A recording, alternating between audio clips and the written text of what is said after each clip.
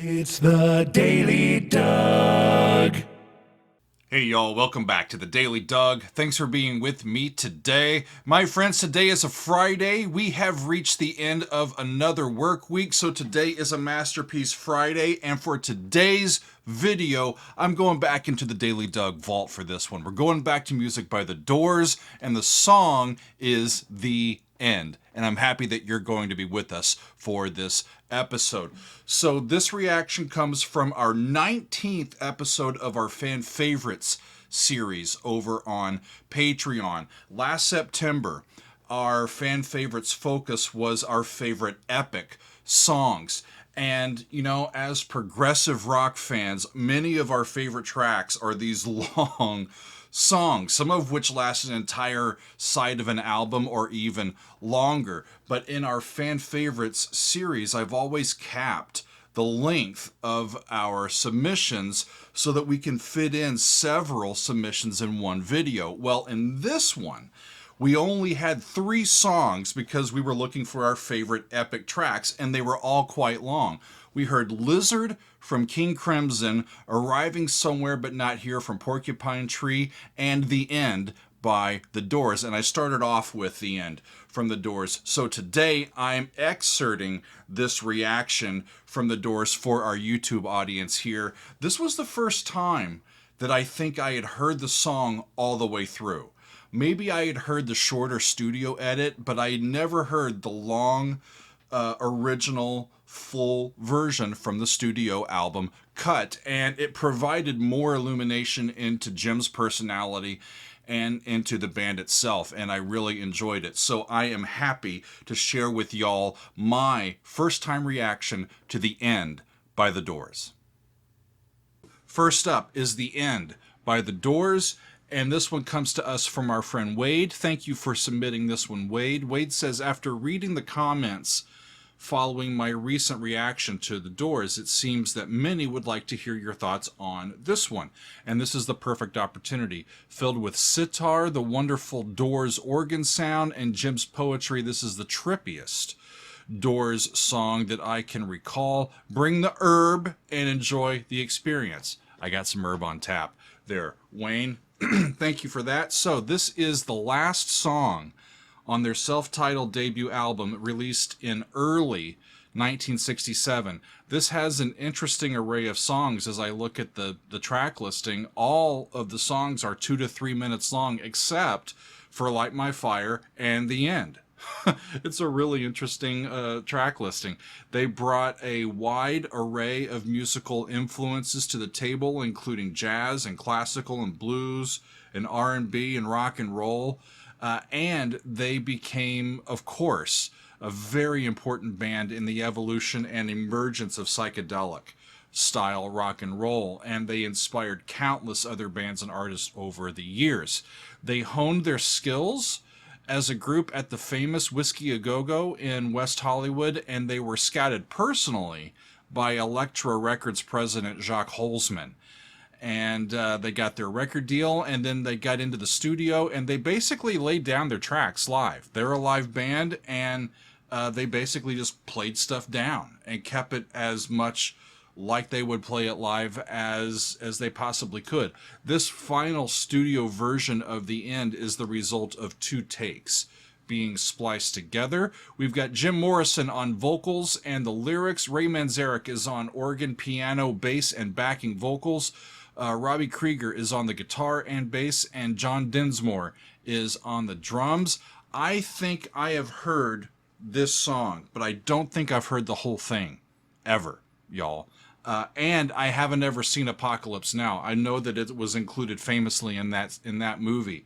So some of this I think will be familiar to me. Some of it I don't think will be. So let's see what happens. It's always a fun thing about doing these. Let's take a look at The End from The Doors. Off we go.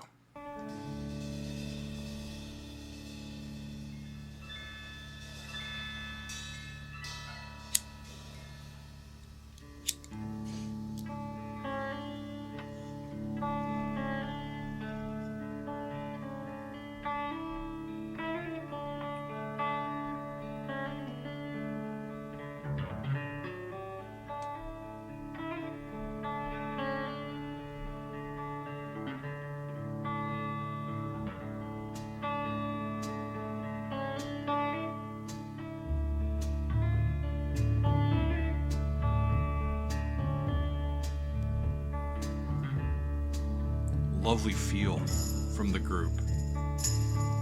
Just kind of emerges into existence, doesn't it? They're on a D. This is the end, beautiful friend.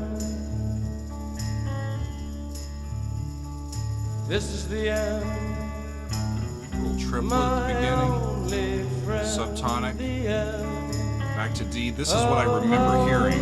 elaborate plans. The end of everything that stands. The end. Mixolydian cadence there. 7, 4 The end. to 1. I'll never look into your eyes again.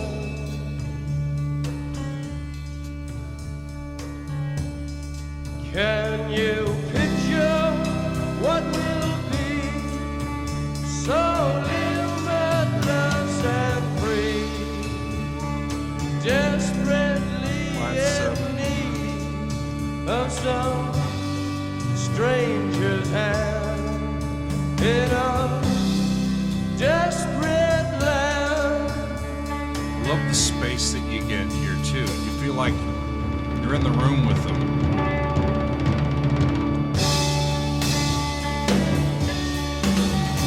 That can almost be the song there.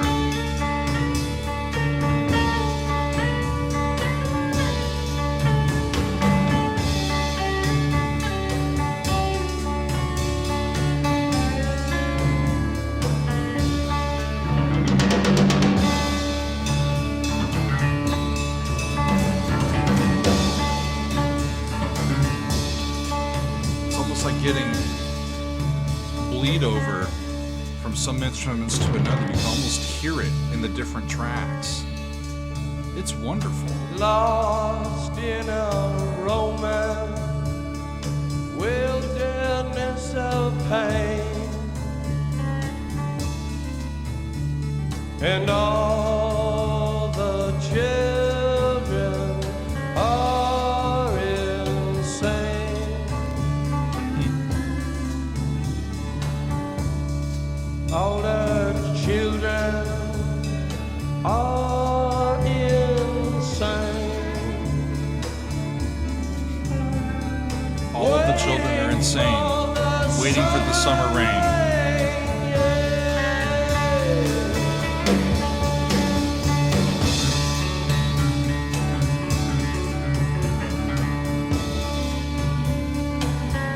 It's almost like it's in halftime, and you expect for, the rhythm to drop and for it to just go all ahead, but I don't think it ever does.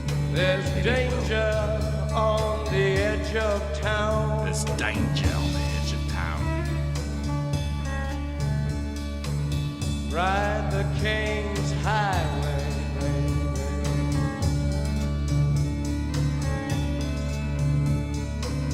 Weird scenes inside the gold mine. Ride the highway. Ray's west, organ is just so cool. Just back in the background, noodling away. Ride the snake. Ride the snake, y'all. Ride the snake to the lake, the ancient lake, baby. The snake he's long, 7 miles. Ride the snake. He's old. I mean, I really am fascinated by the mix. The drums are completely in this ear. In more modern recordings, you'd hear the drums The West on is the every best. spectrum, But he's just hanging over here in the side of the room. The West is the That's best. really fascinating to me. Get here and we'll do the rest.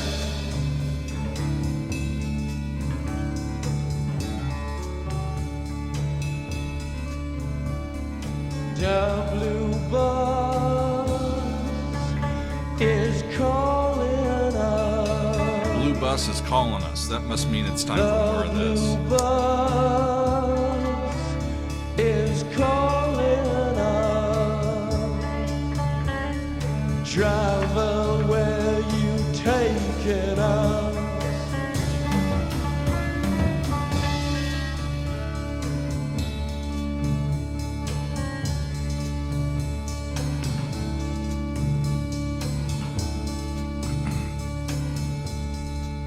It's like they're waiting around for Jim to do something. The killer awoke before dawn. He put his boots on. He took a face from the ancient gallery and he walked on down the hall.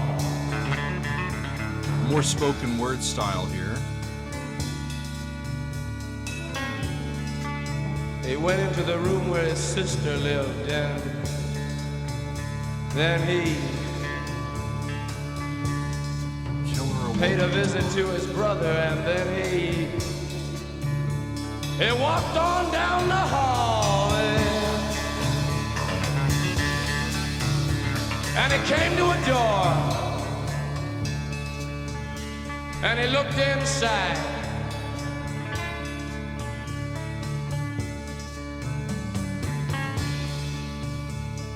Father, yes, son, I want to kill you. That's direct. Mother, I want to.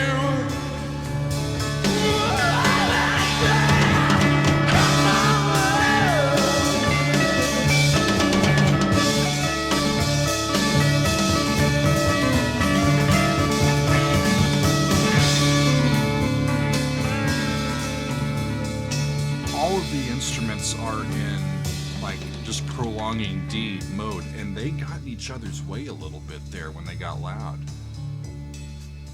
Non-chord tones that were buttoned up against each other. It's a little messy, but it was take cool. a chance with us.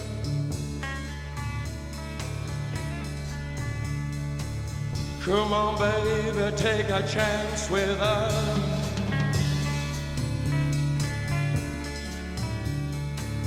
Come on, baby, take a chance with us and meet me at the back of the blue bus. Do not Meet me at the back of the blue bus. blue bus. Do not. Come on, yeah. There it kicks in, but not quite how I was expecting it to.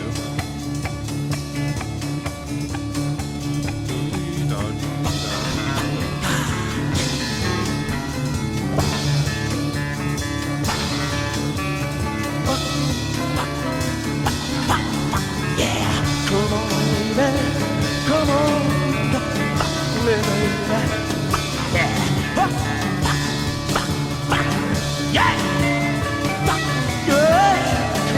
Well, I read about this.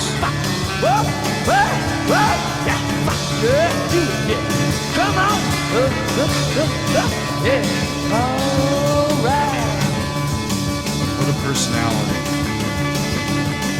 It's a little faster.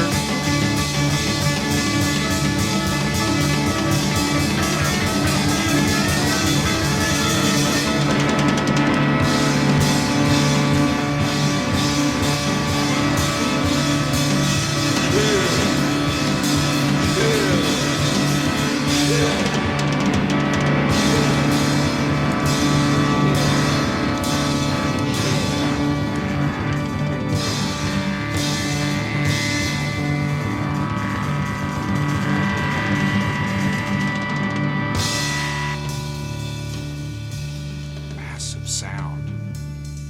I think they mixed it to drown out some of what the censors were going to be complaining about. This is the end. You said that 10 minutes ago. This is the end. This This is was the normally the conclusion of their sets. My only friend. the end. It hurts to set you free, but you'll never follow me.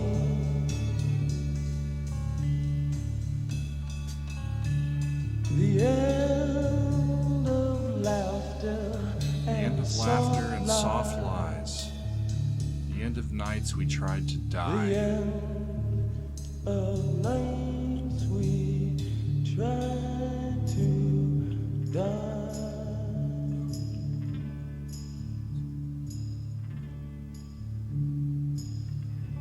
This is the end. There he got to it. And it turns major. Of course. Why not? I don't think that I've ever listened to it all the way through. In fact, I'm pretty sure because I would have remembered all of those F words, y'all. So interesting. I read in on this. Megan did a lot of reading in as well, and it's just a rabbit's hole of information and conflicting accounts. In a 1969 interview with Rolling Stone, Jim Morrison said that the song means something slightly different every time that he sang or he listened to it. Saying, it started out as a simple goodbye song, probably just to a girl, but I see how it could be a goodbye to a kind of childhood. I don't know. It's sufficiently complex and universal in its imagery enough that it could be just about just about anything. There's some Oedipus stuff in here too, right? Talking about killing the dad and mother, I want to, and I don't know if he's going to say kill or something else, but the next thing that's happening is come on baby, take a chance with us, and him saying come on baby, come on, which is disturbing but fascinating. And concerning this portion of the song, Ray said that Jim was just giving voice in a rock and roll setting to this Oedipus complex idea. At the time, it was a widely discussed tendency in Freudian psychology. He wasn't saying that he wanted to do that. He was just reenacting a bit of Greek drama. It was theater. Honestly, there's so much online about this song and about those portions of the lyric. Everyone seems to have a take on it. And it's sad that Jim's not around to really further discuss it, you know? To me, it seems as though the song provides a vehicle for Jim, for artistic expression, almost like a portal, to say whatever he wants to in the moment, based on whatever he's thinking or feeling or thinking about, you know? With the personality like his, that could be anything at any time. And it makes sense that this would be stretched and used in this sort of improvisational way in their live concerts, because it's just a static harmony with some colorations around it, and it's half sung, half spoken word. What's on your mind, Jim? What do you want to say besides this is the end? And that could be anything on any given night. It's kind of a singular piece, isn't it? From a singular band. You know, I've always loved songs that include storytellers and singer-songwriters who tell stories in their music. So this one really did keep my interest all the way through. I was wondering, what is he going to say next? What is he going to do next? What is the band going to do in response to what Jim says and all of that? It was really sort of this, you know, hanging on to see what's going to happen next. And that's what's great about storytelling. So storytelling in music can take the form of many different genres. It's not just like folk stuff. I do love like Gordon Lightfoot's The Wreck of the Edmund Fitzgerald. It's wonderful, right? John Prine, Angel from Montgomery, even Iron Maiden. It comes in metal as well. The Rime of the Ancient Mariner, that's a great story song, right? Empire of the Clouds, wonderful stuff from Iron Maiden, a great story band. Mastodon is a great story band that is involved in metal music. But I mean, so many of the great musicians and songwriters of the last 50, 60 years have all been storytellers. They have this in common. Paul Simon, Bruce Springsteen, Van Morrison is a favorite of mine. You got Bob Dylan. Oh man, the list goes on and on. Harry Chapin, Jim Croce, even David Bowie is a great storyteller. James Taylor, I've seen him live. He's wonderful. And you go back even further. Woody Guthrie, Joni Mitchell. We can't forget the gals in here, right? And perhaps my favorite singer-songwriter of all time, Jackson Browne. I love Jackson Browne. You know, there's just something awesome about sitting down for a good story song or a good session of story songs. And when you're done listening to all these story songs, we got to make sure that we include the Doors, especially the end from them, maybe to conclude your listening session. So I have a feeling that whatever you've been imbibing and thinking about during your session, your listening session, will come to a nice conclusion and be summed up quite well if you include this music from the Doors. I think they can just kind of encapsulate everything and just kind of focus us in and set us off gently at the end of one of these listening sessions. I love getting to know the Doors a little bit more, and today was my opportunity to share my first time reaction listening to the end, the entire thing by this band. I'll get to more from the Doors in the future, but this was fun to share this one today. I thank you all for being with me, and we'll see you next time on another edition of the Daily Doug. It's the Daily Doug. Welcome to the Daily Doug. The Daily